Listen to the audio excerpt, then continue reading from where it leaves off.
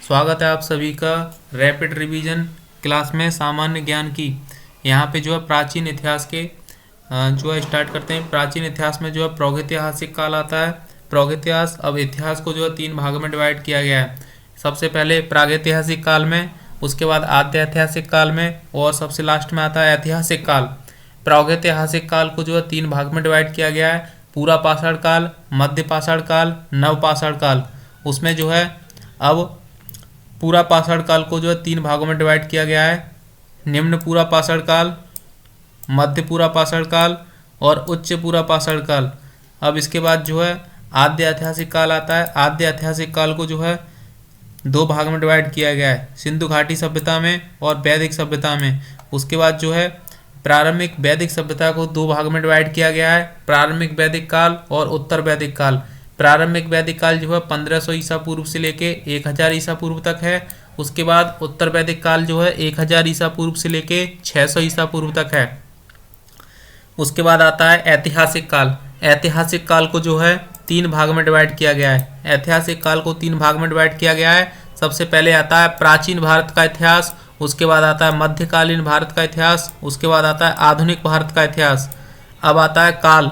काल में आता है पूरा पाषाण काल। पूरा पाषाण काल में जो है सबसे पहला स्थल है भीमबेटका। भीमबेटका जो है प्राप्ति स्थल है। भीमबेटका के गुफा चित्र यहाँ से मिले हैं। उसके बाद मध्य पाषाण काल आता है। मध्य पाषाण काल में सराय नाहर राय से महदहा, सराय नाहर राय और महदहा से जो है मानव के अस्थि पंजर का पहला अवशेष मिला है।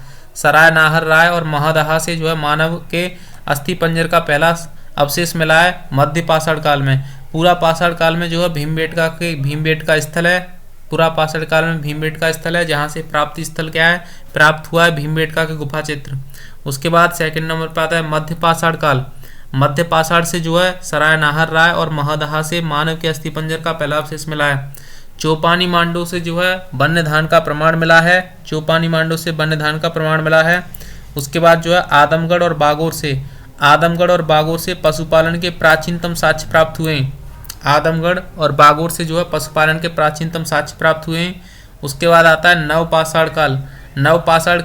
पाषाण काल की प्रमुख घटनाएं इस प्रकार हैं। यहाँ पे जो है इस काल की प्रमुख देन जो है कृषि का विकास हुआ। यहाँ पे आग का सर्वप्रथम प्रयोग किया गया और पहिए का आविष्कार यहाँ पे हुआ। नव पाषाण काल की प्रमुख 3 घटनाएं हैं, कृषि का विकास, आग का आविष्कार और पहिए का आविष्कार। सबसे पहले आग का प्रयोग किया गया था, उसके बाद पहिए का आविष्कार यहाँ पे किया गया था। नवपाषाण काल में कुछ स्थल हैं जिसमें आता है कोल्डिवा से सर्वप्रथम चावल के साक्ष्य प्राप्त हुए। बुरजहोम से जो है मानव कंकाल के साथ कुत्ते की कंकाल के अवशेष प्राप्त हुए। बुरजहोम जम्मू कश्मीर में है, कोल्डिवा जो है उत्तर प्रदेश में है। कोल्डिवा से सर्वप्रथम चावल के साक्ष्य प्राप्त हुए। चिरांद से पशु हड्डी तथा हिरण की सींग के उपकरण प्राप्त हुए। चिरांद से जो है पशु हड्डी और हिरण के सींग प्राप्त हुए। हिरण के सींग के उपकरण जो है प्राप्त हुए चिरांद से। उसके बाद है संगन कल्लू, पिकलीहल और उत्तनूर। संगन कल्लू, पिकलीहल और उत्तनूर से जो है राख के टीले के साक्ष्य मिले। संगन कल्लू, पिकलीहल और उत्तनूर से। अब आता है यहाँ पे सिंधु सभ्यता। सबसे पहले सिंधु सभ्यता को जो है कांस्य युगीन सभ्यता के नाम से भी जाना जाता है। उसके बाद मान्य तिथि जो इसकी है 2300 ईसा पूर्व से लेके 1700 ईसा पूर्व। कार्बन 14 यानी कि C14 के द्वारा विश्लेषित तिथि है। सर्वमान्य तिथि है 2300 से लेके 1700 ईसा पूर्व जो है सिंधु घाटी सभ्यता की तिथि है। इसका विस्तार जो है उत्तर में मांडा चिनाब नदी के तट पे मांडा जो है जम्मू कश्मीर में स्थित है। उसके बाद दक्षिण में जो है दायमाबाद गोदावरी नदी के तट पे स्थित है। दायमाबाद महाराष्ट्र में पड़ता है। पूर्व में जो है आलमगीर हिंडन नदी के तट पे है और आलमगीर जो है मेरठ जनपद में उत्तर प्रदेश में स्थित है। उसके बाद आता है पश्चिम में सुतकांगेडोर जो है दास्क नदी के तट पे है। सिंधु सभ्यता के महत्वपूर्ण स्थलों में सबसे पहले आता है हड़प्पा की जो अवस्थिति है वो है मांटगोमरी जिला, पंजाब, पाकिस्तान, रावी नदी के बाएं तट पे स्थित है। हड़प्पा जो है मांटगोमरी जिला, पंजाब, पाकिस्तान, रावी नदी के तट पे रावी नदी के बाएं तट पे स्थित है हड़प्पा। इसकी जो उत्खनन करता है वो है दयाराम साहनी। और इसकी खोज जो हुई थी वो 1921 में हुई थी। यहाँ से जो हमें मिले हैं साक्ष्य वो मिले हैं विशाल अन्नागार, यहाँ से हड़प्पा से विशाल अन्नागार प्राप्त हुआ है। समाधान प्राप्त हुआ है जिसका नाम है R37 नाम का समाधान प्राप्त हुआ है हड़प्पा से। उसके बाद जो है यहाँ से नृत्य मुद्रा का खंडित धड़, नृत्य मुद्रा का एक खंडित धड़ भी यहाँ से प्राप्त हुआ है। उसके बाद यहाँ से जो है आयताकार मोहर पर स्त्री के गर्भ से निकलता एक पौधा प्राप्त हुआ है। उसके बाद सेकंड नंबर पे आता है यहाँ पे जो है हड़प्पा की खोज वर्ष जो है वो 1921 में, हड़प्पा की खोज 1921 में दयाराम साहनी ने की थी। यहाँ से इम्पोर्टेंट जो चीज़ें हैं वो यहाँ पे जो प्राप्त हुई हैं हेडलाइंस में, विशाल अन्नागार R37 जो है समाधान मिला है, नृत्य मुद्रा का खंडित धड़ भी मिला है और एक स्त्री से जो है पौधा निकलता हुआ यहाँ पे दिखाया गया है, मिला है। मोहनजोदड़ो से जो है मोहनजोदड़ो सिंधु नदी के दाएं तट पर लरकाना जिला पाकिस्तान में स्थित है। मोहनजोदड़ो जो है सिंधु नदी के दाएं तट पे है, सिंधु नदी के दाएं तट पे है, लरकाना जिला पाकिस्तान में स्थित है। इसकी खोज रखालदास बनर्जी ने 1922 में की। इसकी खोज जो है रखालदास बनर्जी ने 1922 में की। यहाँ से जो है बृहद स्नानागार, विशाल अन्नागार, बृहद स्नानागार और विशाल अन्नागार, नर्तकी की कांस्य की मूर्ति भी मिली है। नर्तकी की कांस्य की मूर्ति जो है मोहनजोदड़ो से मिली है और नृत्य मुद्रा जो है नृत्य मुद्रा का जो है खंडित धड़ हमें हड़प्पा से मिला है, जबकि नर्तकी की कांस्य की मूर्ति मोहनजोदड़ो से मिली है। एक मुद्रा पर पद्मासन की मुद्रा में, एक मुद्रा पर पद्मासन की मुद्रा में विराजमान एक योगी बाबा का जो है चित्र मिला है। इसके 3 मुख हैं, योगी बाबा के जो 3 मुख हैं, ऐसा एक विराजमान योगी बाबा का चित्र भी यहाँ से मिला है जिसके 3 मुख हैं। ये मोहनजोदड़ो से प्राप्त चीज़ें हैं। 1922 में मोहनजोदड़ो की खोज रखालदास बनर्जी ने की थी। लोथल, थर्ड नंबर पे आता है लोथल। लोथल जो है भोगवा नदी के तट पे अहमदाबाद गुजरात में स्थित है। लोथल भोगवा नदी के तट पे अहमदाबाद गुजरात में स्थित है। लोथल से जो है लोथल की खोज SR राव ने की थी 1955 में। लोथल की खोज SR राव ने 1955 में की थी। यहाँ से 3 युगल समाधिकरण प्राप्त हुए जिसमें एक डॉकयार्ड यानी कि गोदीवाड़ा जिसको बंदरगाह बोलते हैं प्राप्त हुआ है। 3 युगल समाधि मिली है। यहाँ से 3 युगल समाधि मिली हैं। डॉकयार्ड गोदीवाड़ा मिला है। 3 युगल समाधि मिली हैं। डॉकयार्ड गोदीवाड़ा प्राप्त हुआ है। मन के बनाने का कारखाना भी यहाँ से प्राप्त हुआ है। साथ ही साथ हाथी दांत का पैमाना भी लोथल से मिला है। लोथल से हमें जो है इंपॉर्टेंट चीज़ें प्राप्त हुई हैं जिसमें कि 3 युगल समाधिकरण, डॉकयार्ड गोदीवाड़ा, मन के बनाने का कारखाना और हाथी दांत का पैमाना प्राप्त हुआ है।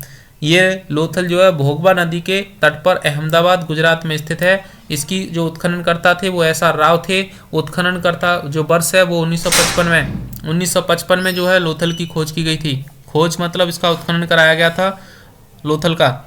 नेक्स्ट आता है धौलावीरा। धौलावीरा जो है कच्छकारण गुजरात में स्थित है। धौलावीरा जो है कच्छकारण गुजरात में स्थित है और धौलावीरा की जो उत्खननकर्ता थे वो थे RS बिष्ट। RS बिष्ट ने जो है इसका उत्खननकर्ता RS बिष्ट थे।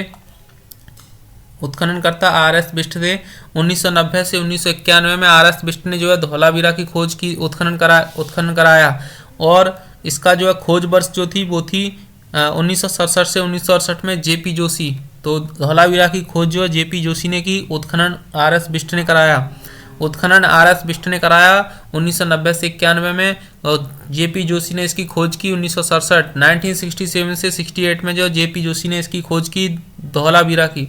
धौलावीरा को अमूर्त सांस्कृतिक विश्व धरोहर में सूची में सम्मिलित किया गया वर्ष 2021 में। यहाँ से जो है उन्नत जल प्रबंधन व्यवस्था, शैलकृत जलकुंड, उन्नत जल प्रबंध व्यवस्था, शैलकृत कुंड और 10 चिन्हों वाला एक शिलालेख प्राप्त हुआ है। 10 चिन्हों वाला एक शिलालेख प्राप्त हुआ है जिससे पता चलता है कि ये लोग पढ़े लिखे होंगे। कालीबंगा, नेक्स्ट आता है कलीबंगा। कलीबंगा जो है हनुमानगढ़ जिला राजस्थान में स्थित है। कलीबंगा हनुमानगढ़ जिला राजस्थान में स्थित है।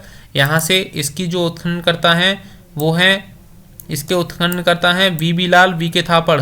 बीबी लाल BK थापड़ कलीबंगा के उत्खननकर्ता हैं। 1961 में कलीबंगा की खोज की गई। कच्ची ईंटों के बने भवन प्राप्त हुए यहाँ से। जुते हुए खेत के साक्ष्य भी प्राप्त हुए यहाँ से। भूकंप आने के साक्ष्य भी यहाँ से प्राप्त हुए। प्रायः सभी घरों में कुएं होते थे। कलीबंगा की एक महत्वपूर्ण विशेषता यह है कि कलीबंगा में सभी घरों में जो है कुएं प्राप्त हुए। भूकंप आने के साक्ष्य भी प्राप्त हुए। खेत जुते हुए खेत के साक्ष्य मिले हैं और कच्ची ईंटों के बने हुए भवन भी प्राप्त हुए कलीबंगा से। नेक्स्ट आता है यहाँ पे राखीगढ़ी। राखीगढ़ी जो है घग्गर या सरस्वती नदी के तट पर हिसार हरियाणा में स्थित है। राखीगढ़ी जो है घग्गर या सरस्वती नदी के तट पे हिसार जनपद हरियाणा में स्थित है, जिसकी उत्खननकर्ता जो थे सूरजभान थे। भारत में स्थित सबसे बड़ा सैंधव स्थल है राखीगढ़ी।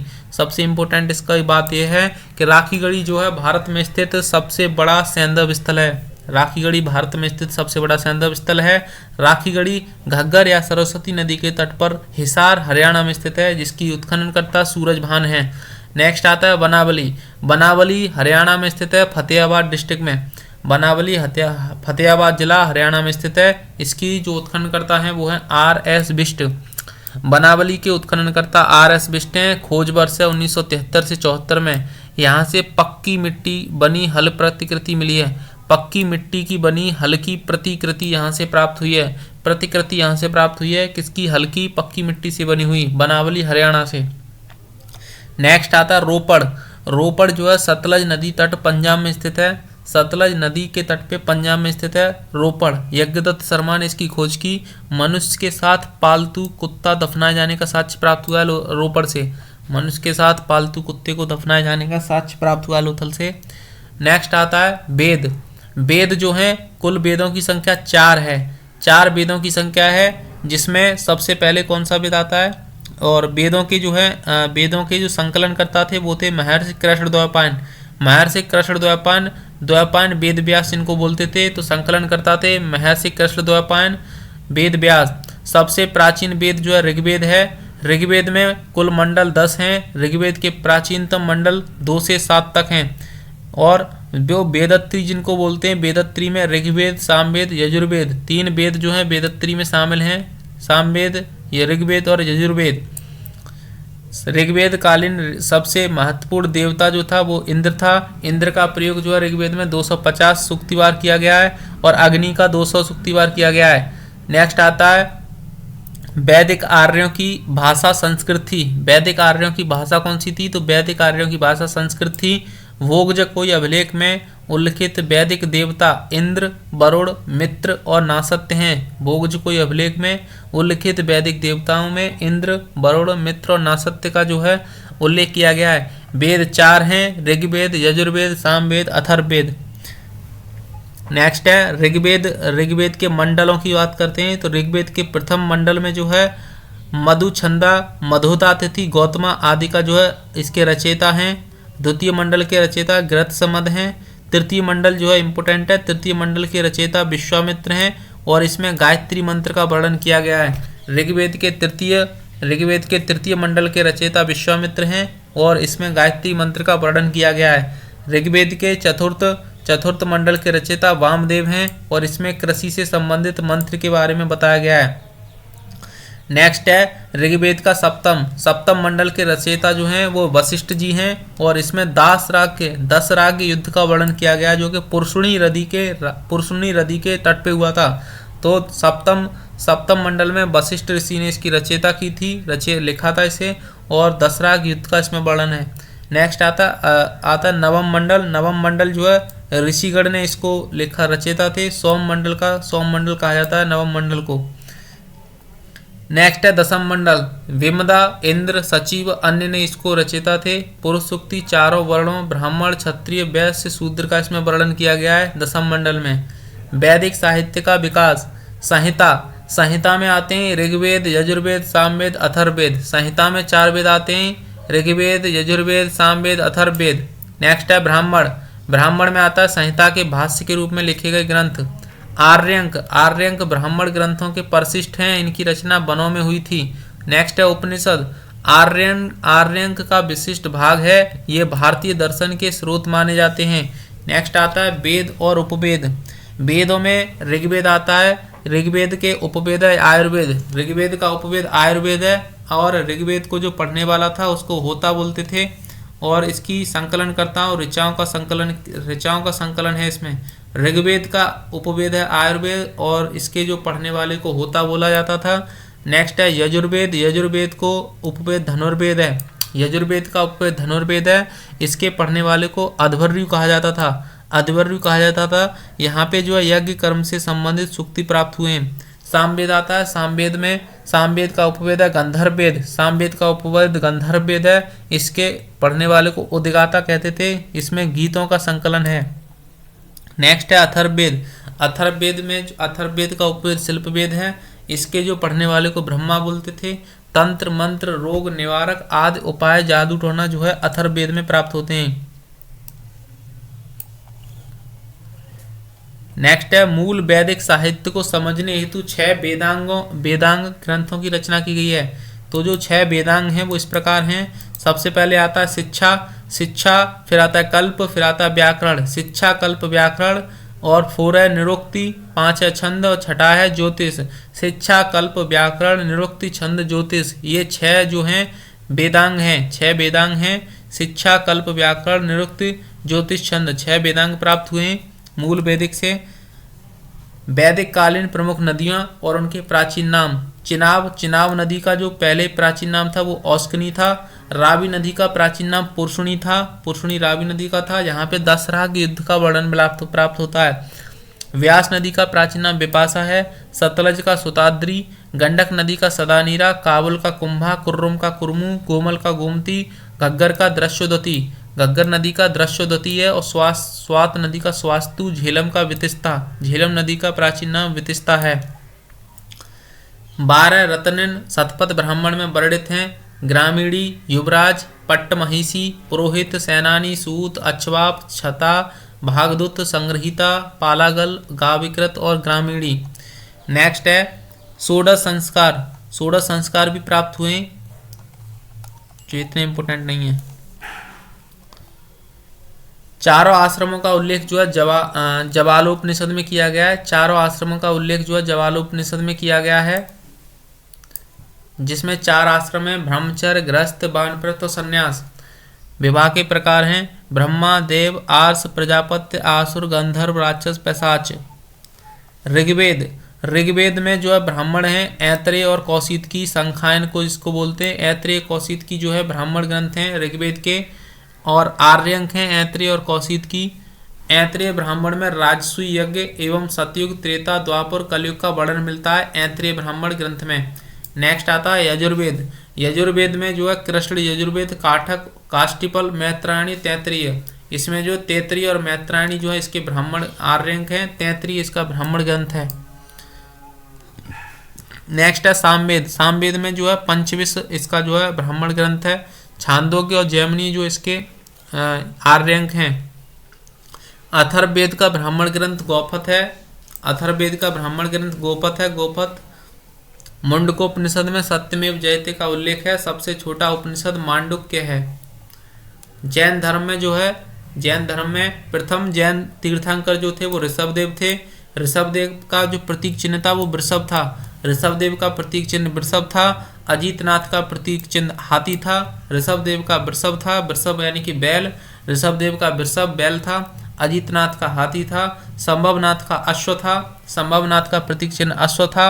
अभिनंदन का बंदर था। सुमितनाथ का क्रौच या पक्षी था।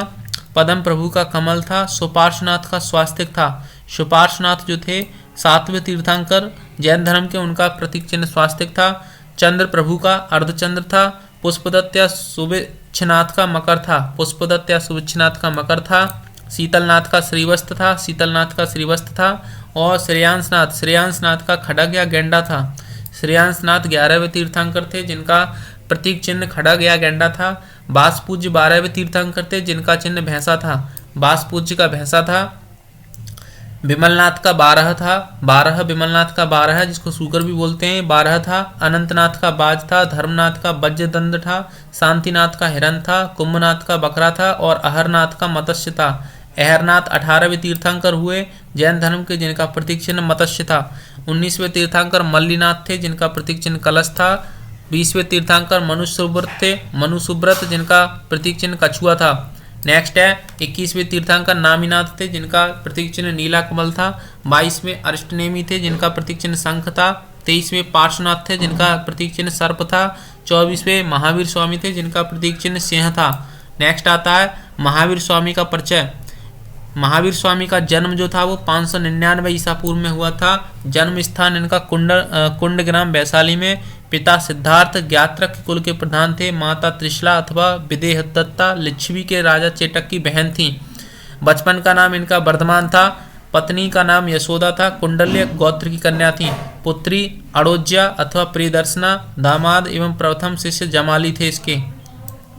नेक्स्ट आता है, इनको ज्ञान प्राप्ति जो हुई थी वो जरम्बिक ग्राम के समीप ऋजपालका नदी के तट पे साल वृक्ष के नीचे महावीर स्वामी को ज्ञान की प्राप्ति हुई।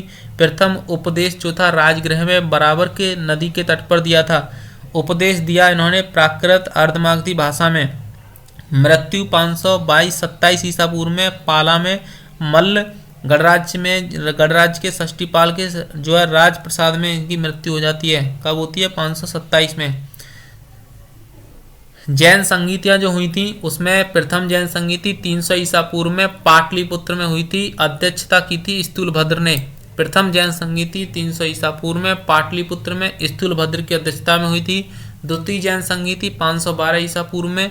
द्वितीय जैन संगीति 512 ईसा पूर्व में वल्लभी देवार्थिगढ़ क्षमाश्रवण अध्यक्षता की थी। देवार्थिगढ़ क्षमाश्रवण ने अध्यक्षता की थी। वल्लभी में हुई थी गुजरात में।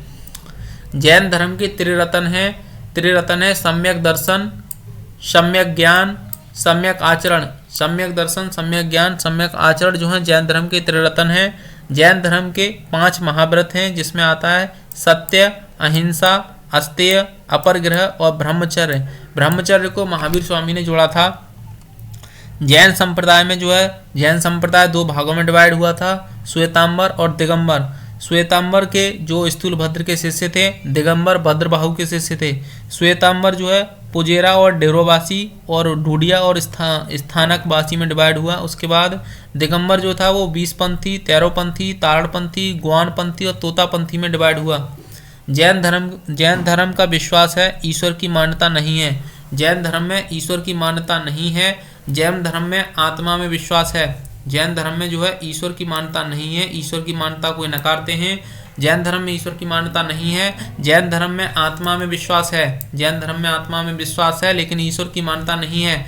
जैन धर्म में वेदों की अपौरुषेयता स्वीकार नहीं है। वेदों की अपौरुषेयता को स्वीकार नहीं है। जैन धर्म में पुनर्जन्म व कर्म में विश्वास करते हैं, यानी कि वेदों को जो है स्वीकार नहीं करते हैं लेकिन पुनर्जन्म और कर्म में जो है जैन धर्म वाले विश्वास करते हैं। जैन धर्म में ईश्वर की मान्यता नहीं है लेकिन जैन धर्म में आत्मा में विश्वास है। आत्मा में विश्वास है लेकिन ईश्वर की मान्यता नहीं है। तो ये जैन धर्म के कुछ इंपॉर्टेंट फैक्ट थे। उसके बाद जो है आता है बौद्ध धर्म। बौद्ध धर्म के प्रवर्तक गौतम बुद्ध थे। बौद्ध धर्म के प्रवर्तक गौतम बुद्ध थे। गौतम बुद्ध जो थे बौद्ध धर्म के प्रवर्तक के बुद्धाय शरणाम गच्छामि इनका मेन जो है मंत्र था। गौतम बुद्ध के बारे में इनका जन्म जो है 563 ईसा पूर्व में होता है। गौतम बुद्ध का जन्म 563 ईसा पूर्व में होता है। जन्म स्थल जो है लुम्बिनी में है।